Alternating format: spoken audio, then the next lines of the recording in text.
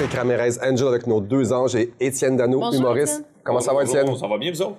On veut tout connaître de toi. Parle un petit peu de toi. Ben, j'ai déjà resté à Laval. Ah oui? Ouais. Sais-tu que le tournage est à Laval? Si vous ne le saviez pas, je le dis en ce moment. Le tournage est à Laval. À 2 rues d'ici, j'avais jamais vu centre communautaire. Ah oui, C'est super. ça, ouais, Un beau exactement. partage. Ouais, Ça a c'est un changé beau ma vie, partage, merci. Parfait. Étienne, dis-moi, comment ça se passe, l'humour? Tu t'es levé un matin, puis tu t'es dit, moi, dans la vie, je veux faire rire le monde. Comment ça s'est passé? En Pourquoi fait, l'humour? faire une histoire courte, Ouais. quand j'avais 12 ans, je suis allé voir Daniel Lemire avec mes parents. OK. Et après le spectacle, j'ai demandé à mes parents, qu'est-ce qu'il fait dans la vie, lui? Tu sais, à part les spectacles. Tu sais. Moi, je pensais que c'était son hobby. OK. Et ils m'ont dit, ben, c'est ça, sa job. Puis là, moi, pas inconsciemment, mais secrètement, en dedans de moi, j'ai dit, c'est ça que je veux faire. Hein. Ah oui, tout de suite, il y a eu Ouais, un mais j'étais un déclic. peu gêné de le dire parce que je trouvais ça un peu dans la marge.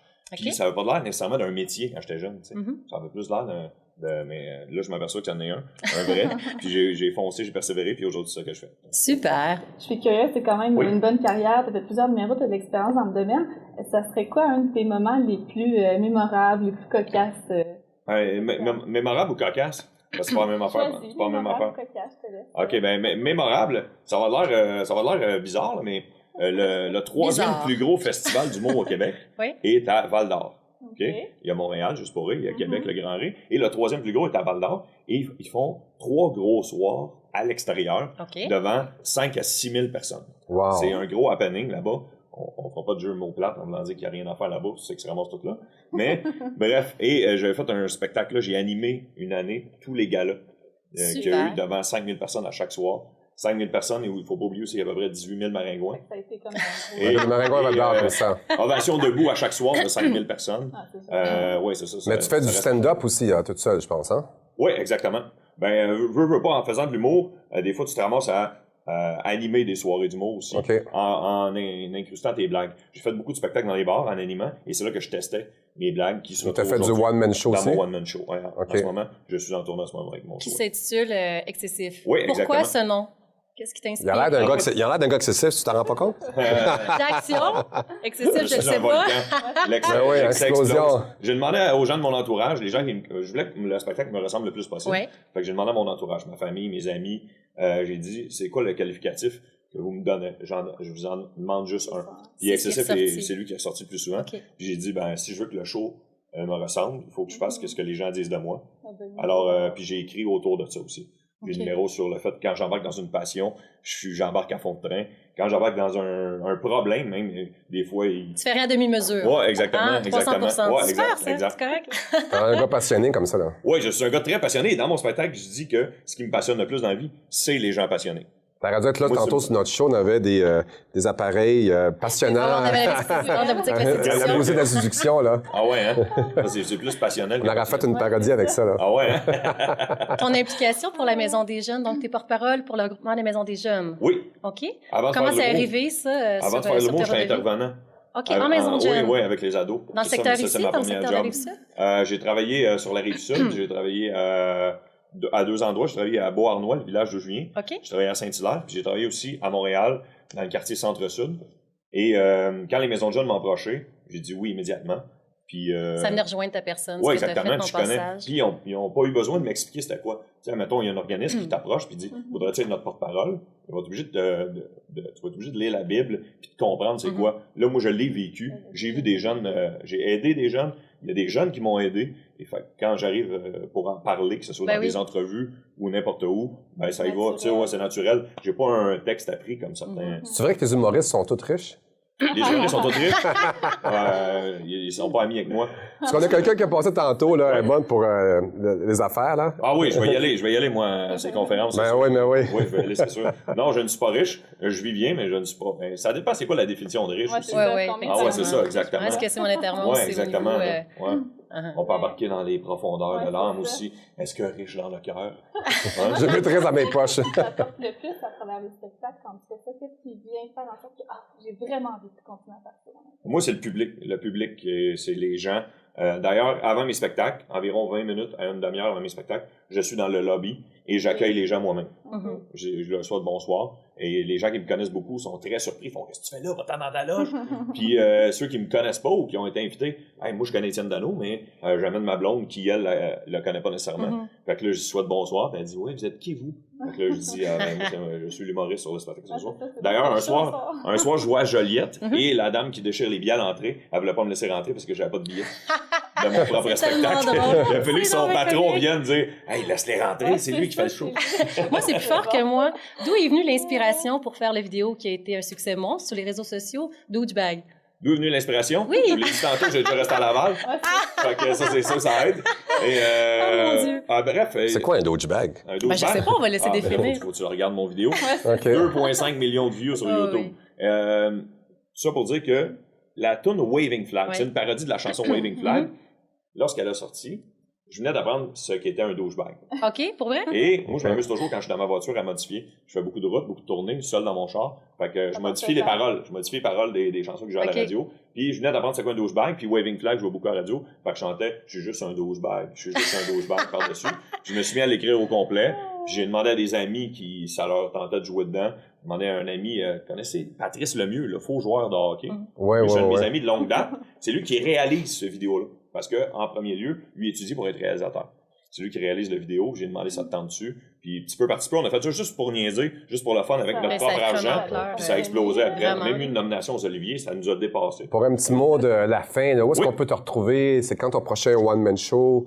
Les prochaines dates, Trois-Rivières, Saint-Hyacinthe, Cowansville, Sherbrooke. C'est les villes où je m'en vais bientôt. Et sinon, sur mon Facebook, venez liker ma page Facebook, puis je mets toutes mes dates là. Puis je mets aussi des photos que je prends avec des gens. Donc, ton Facebook, c'est une page, en toi personnel, c'est Étienne Dano perso? Ouais. Non, c'est une page fan. Puis c'est moi, tout comme Eliane, c'est moi qui réponds personnellement à toutes les personnes qui m'écrivent. Ouais. Si un grand merci. Même s'il y a 10 000 personnes qui m'écrivent, je vais répondre à tout le monde. Là, j'essaie de parler vite, parce que je sais qu'il reste plus de temps. C'est ça. Vous êtes super fin, merci. Merci beaucoup, Étienne, d'être venu. Puis on va sûrement te revoir sur une autre journée avec nos plateaux. Oui. Parfait. Mais merci beaucoup, Patrick Ramirez Angel avec Nos Anges et Étienne Dano.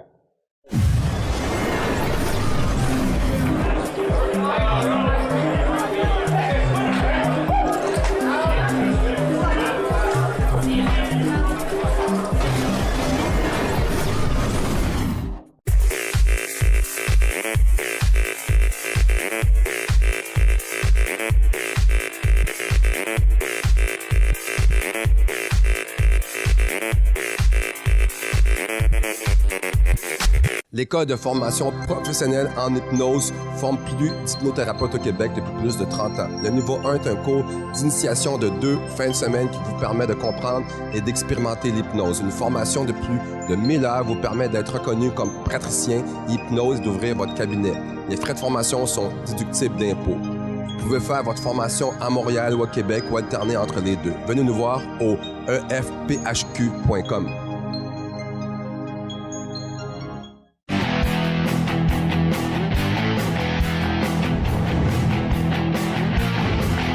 Aujourd'hui, à Patrick Ramirez Angel, on a un entraîneur de Muay Thai, Croache. Comment ça va, Croache? Ça va bien, merci. Merci pour l'invitation. Parfait, merci beaucoup. Dis-moi, ça fait longtemps, toi, tu fais ça, du Muay Thai? Exactement, ça fait des années, on pourrait dire une quinzaine, vingtaine d'années. Donc, qu'est-ce qui t'a passionné? Tu voulais te défendre? Ouais, comme toutes les arts martiaux, c'est quelque chose pour se dépasser, c'est pour apprendre à se défendre, pour la compétition, pour être en forme. Donc, il y a beaucoup de choses qui t'incitent à faire des arts martiaux. Donc, toi, je pense que tu as beaucoup d'élèves. Tu as une école aussi, hein? Oui, ma principale école, c'est à Montréal, école Titan, Coin-Salon, puis Crémazie. Puis je donne des cours là-bas de Muay Thai, des cours de Jiu-Jitsu, CrossFit, etc. Tu as entraîné plusieurs champions aussi? Oui, dans mon parcours, dans mon cours d'entraîneur, j'ai eu la chance de travailler avec du monde qui sont connus au Muay Thai ou en MMA, peut-être ici que le monde connaît sur la scène québécoise. Donc, tu as porté une championne avec toi aujourd'hui? Oui, j'ai une de mes élèves justement qui s'en va en Thaïlande au mois de mars pour les championnats du monde amateur Pro-Am. Donc, on est venu pour vous faire une démonstration puis montrer c'est quoi le Muay Thai. Bon, on a hâte de voir ça. Donc, on va la porter. Pas de problème. Merci.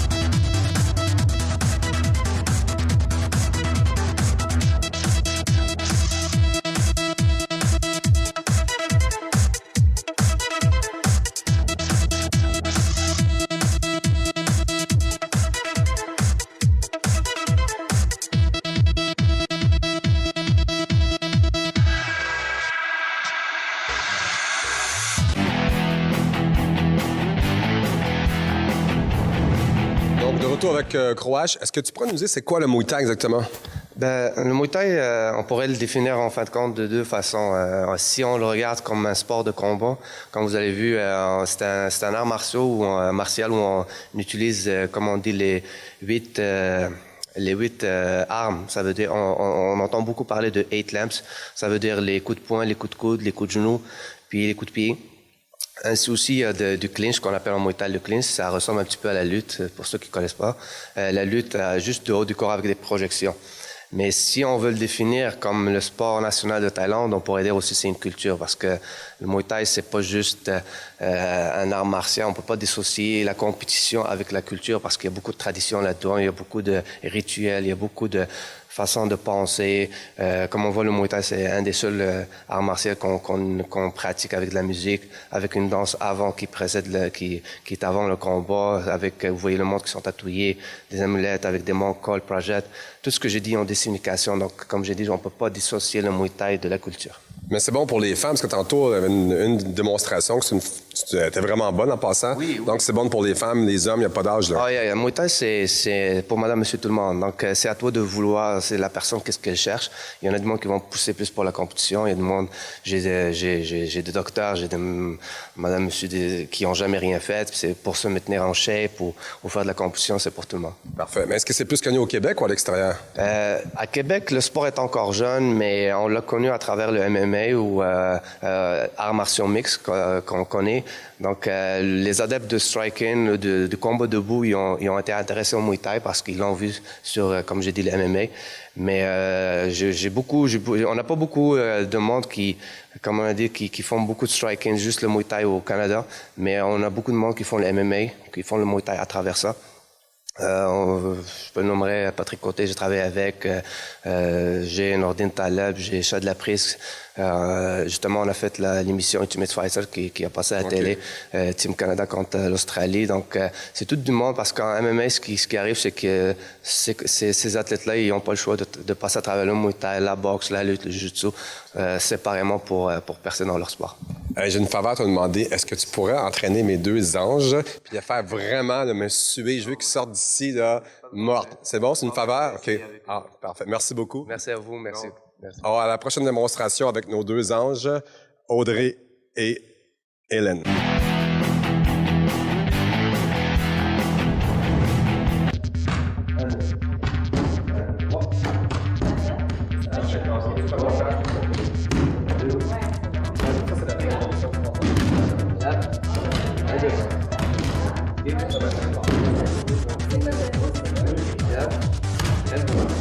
Thank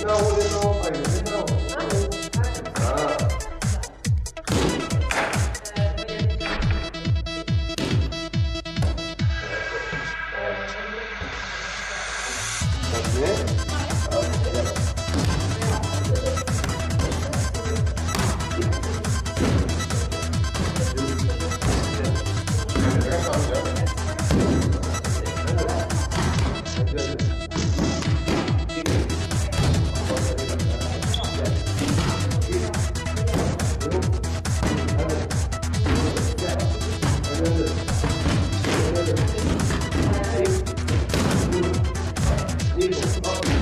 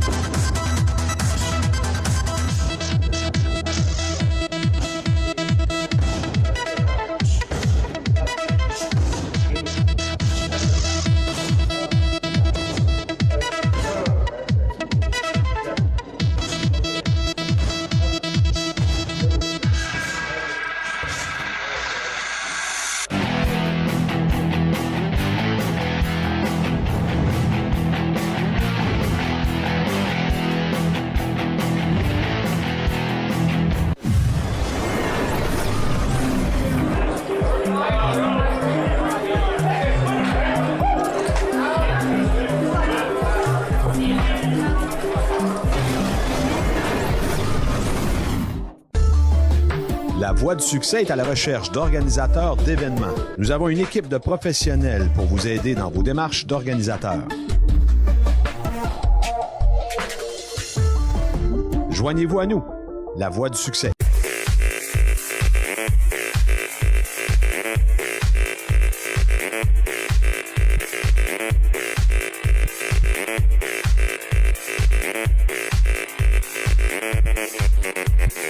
On a Sébastien Louis XVI de la Station 16. Il y a un gym à Laval. Comment ça va, Sébastien? Ça va très bien, merci. Parle-nous un petit peu de ton gym exactement. Qu'est-ce que vous faites là-bas? Dans le fond, au gym, la Station 16, c'est un petit peu multidisciplinaire. Il y a des cours de Zumba, des cours de CrossFit. Il y a un gym complet avec toutes les machines des entraîneurs, le bar santé. On a tous les services que ça prend pour avoir un gym complet. Mais l'emphase est vraiment mis, en tout cas pour ma part, sur le côté CrossFit, qui est depuis quelques années maintenant là, la saveur du mois, si on voudrait, là, qui s'étend, qui devient de plus en plus connu à travers le monde entier. Il est rendu avec même les CrossFit Games, qui sont comme les Jeux olympiques des CrossFit là, à travers depuis les 5 dernières années maintenant. Mais toi, ça fait combien de temps que tu fais du CrossFit? Ça va faire 2 ans. Ça Okay. fait 2 ans. Le CrossFit, ce qui est particulier avec ça, c'est que c'est la sorte d'entraînement avec lequel tu as les résultats les plus rapides.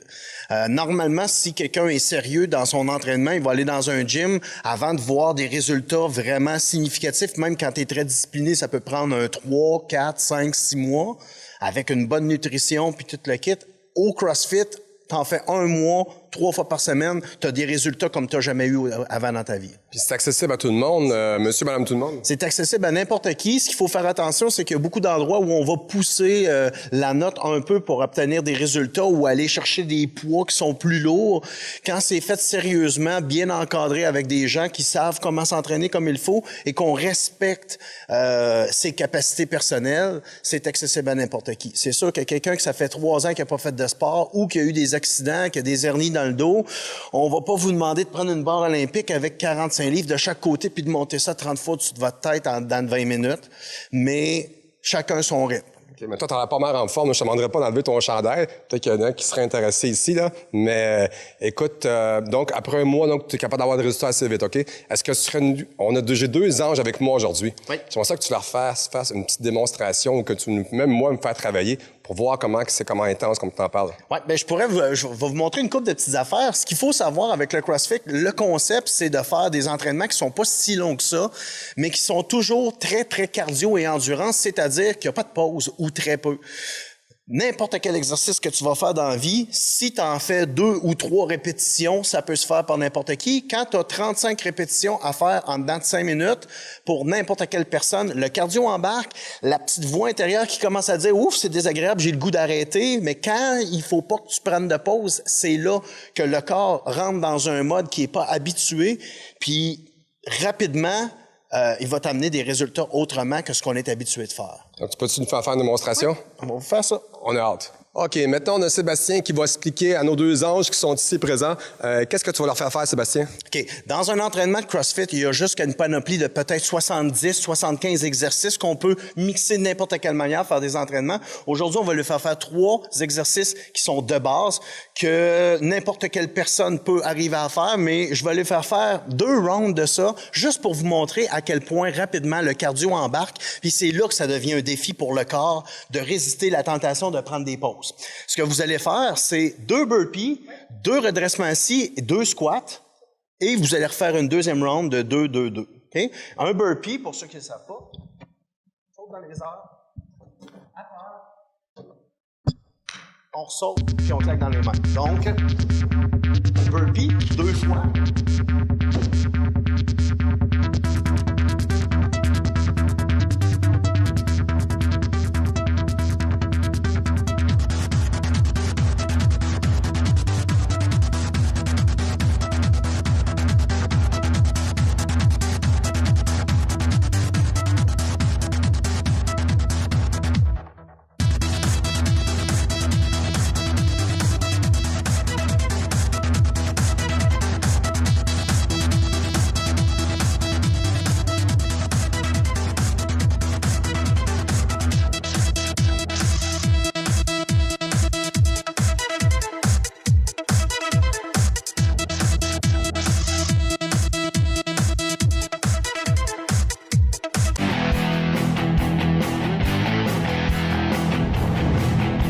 c'est facile à comprendre que, bon, faire ça pendant 1 minute et demie, la majorité des gens, à leur rythme, sont capables de faire ça. Si on demande de faire le même exercice que ça, en boucle, pendant 12 minutes, c'est là qu'à un moment donné, à l'intérieur du corps, il y a un inconfort que j'appelle la zone de torture. Où est-ce que dans la petite tête, il y a la voix qui dit, là, arrête, j'ai besoin de prendre un break, faut que je boive de l'eau, ça marche pas. Et quand on est capable, avec le temps, à force de pratiquer, à chaque semaine, de mettre cette petite voix-là à off et de continuer, les résultats sont hallucinants. Puis, ce qui est le fun, c'est que dans la vraie vie, cette petite voix-là, elle est souvent là. Quand 3 fois par semaine, dans le gym, on réussit à la mettre à off, par la suite, dans la vie, n'importe quand il arrive quelque chose qui nous fatigue, puis ça nous dit, ça m'énerve, c'est plus facile de contrôler cette petite voix-là. C'est quoi le prochain exercice? Prochain exercice, push-up, lunge. Donc, les lunges, comme ça, on touche le genou en arrière à terre. Push-up, vous pouvez les faire sur les genoux. L'important, c'est d'être bien droit, de descendre au complet puis de remonter en haut. Vous me faites un lunge de chaque jambe. Vous faites ça 3 fois, ça va faire 6 en tout, suivi de 3 push-ups. C'est parti. Ça va être la fun à voir. 5, 6, 3 push-ups. Allez, vas-y, Hélène. Plus fort. T'entends pas, Hélène? C'est bon? Les exercices qu'on fait où il n'y a pas de poids, on appelle ça des body weight, c'est fait avec le poids du corps, mais il y a énormément d'accessoires qu'on peut utiliser au CrossFit et le kettlebell, c'en est un, poids en forme de whatever. Et il y a beaucoup d'exercices qu'on peut faire avec ça. Aujourd'hui, on va faire celui de base qui s'appelle le kettlebell swing. Donc, on swing le poids entre les jambes et on le monte au-dessus de la tête. Il faut bien comprendre que pour monter ce poids-là au-dessus de la tête, au lieu d'utiliser la force des bras, on utilise le balancier des hanches. Donc, ça part du balancier jusque de tes pieds, tu balances et tu swings en haut complètement. Ouais, ça. Let's go! On croit en toi, Patrick. Donc, tu swing bien avec tes hanches, pousse-le au plafond. That's it, super. That's it. Combien de livres, ça, 45? Ça, c'est 45 livres. Donc, ça pourrait être un poids normal pour un gars. Normalement, on pourrait monter facilement à 50-55 livres pour faire ça. Puis, pour les filles, on utiliserait plus un 35 livres. Ah, OK. Donc, encore là, c'est contrairement à dans un gym où est-ce qu'on va faire peut-être, on va en faire 7, 8, 9, 10, on attend 1 minute, puis on en refait. Là, t'en ferais 15, puis tu ferais des push-ups, puis tu reviendrais là tout de suite, puis t'en ferais 15, puis 15 push-ups, jusqu'à temps qu'à un moment donné, ça marche plus. Puis c'est ça qui se passe. D'où l'importance d'avoir un bon professeur aussi qui est là constamment en train de t'aider puis de t'appuyer pour replacer la posture et aussi t'encourager à pas prendre de pause. Et garder le focus. Hein? Où est-ce qu'on peut te retrouver, Sébastien? As-tu un site Internet? Oui, www.gymlastation16.com et on est au 154 boulevard des Laurentides à Laval. Merci beaucoup. Merci. À bientôt.